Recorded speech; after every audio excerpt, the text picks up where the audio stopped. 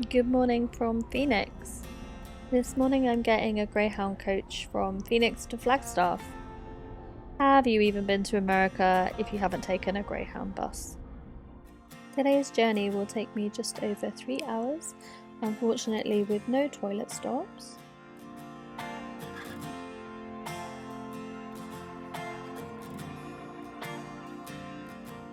I was kind of sad to leave Phoenix because I really loved it.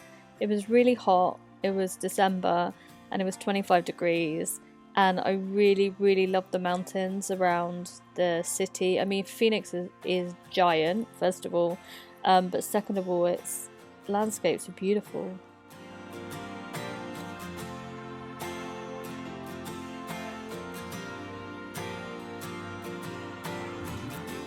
So today, as we're traveling from southern Arizona, Phoenix, to northern Arizona, Flagstaff, we're going to see the terrain change slightly from being quite deserty and quite dry and arid to being much more alpine with the ponderosa pine and the more greenery that lives up in the northern foothills of Arizona.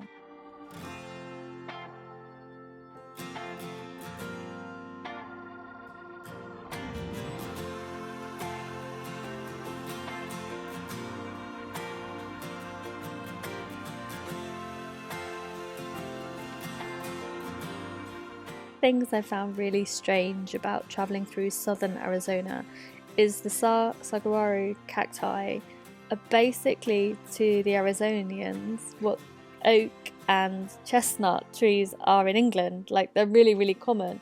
And we were driving along this motorway, this interstate, and you could just see the cacti on either side of the road, which was just so weird and wonderful.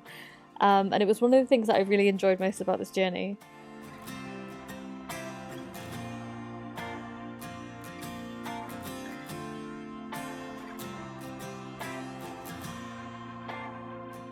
You start to get a sneak peek here of what the terrain is like even north of Flagstaff, with the Grand Canyon and even Sedona to the south, where the landscape changes quite dramatically.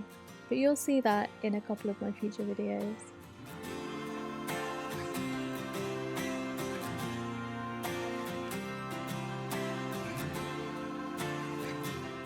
So now we're in Flagstaff, you can start to see the terrain change that I mentioned earlier to the more alpine trees and the ponderosa pine. So the terrain here is certainly more similar to Colorado than it is to southern Arizona. And bearing in mind we've just done a 2.5–3 hour coach journey, that's a big difference for such a small distance. And that can largely be put down to the altitude. It's much higher up in northern Arizona and Flagstaff than it is back in Phoenix. Goodbye from Flagstaff.